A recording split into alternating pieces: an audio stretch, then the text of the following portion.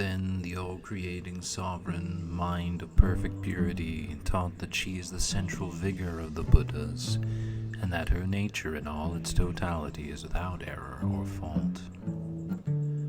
O great Bodhisattva, listen! I am the mind of perfect purity of all, and therefore I am called the central vigor of all.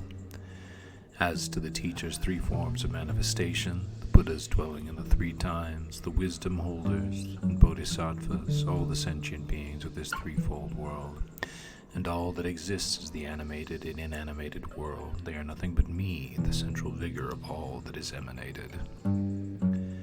Now when you ask, how does that come to be, I answer, that from imperceptible stillness itself the unborn truth manifestation emanates.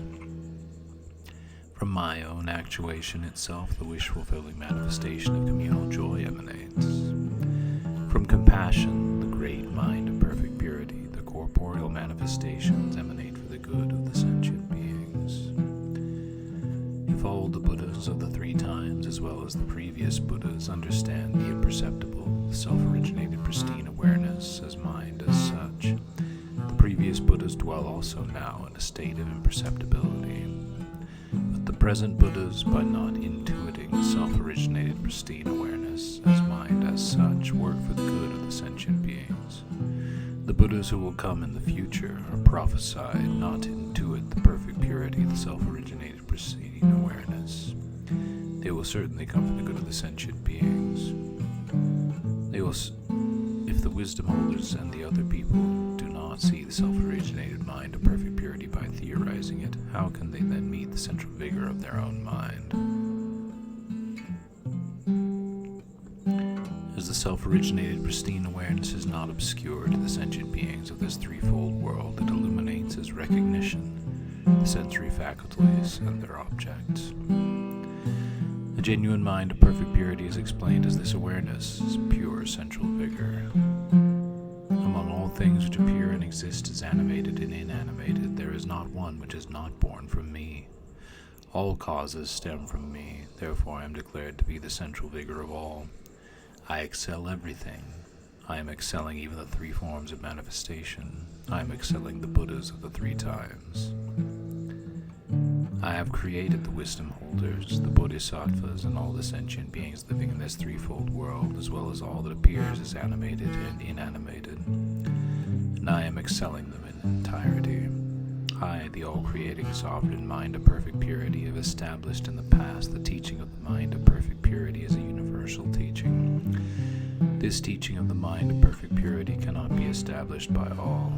If you ask how it was established, I answer, because there is nothing which ought to be done with regard to things. One enters this teaching through the door of non-striving.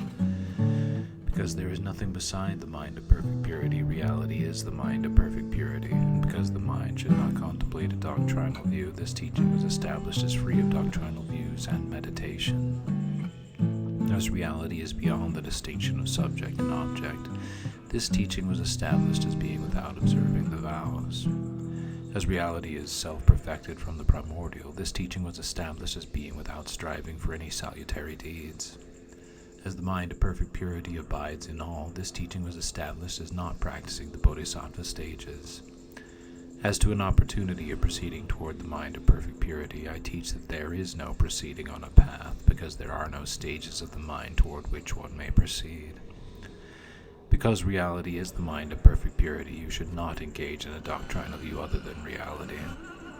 But the pristine awareness, the self-originated awareness, is not the awareness which perceives sensory objects.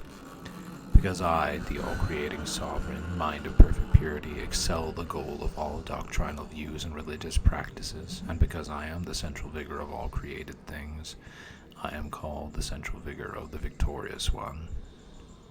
Such she spoke. This is the 39th chapter of the all-creating sovereign mind of perfect purity, in which the central vigor of the victorious one is explained.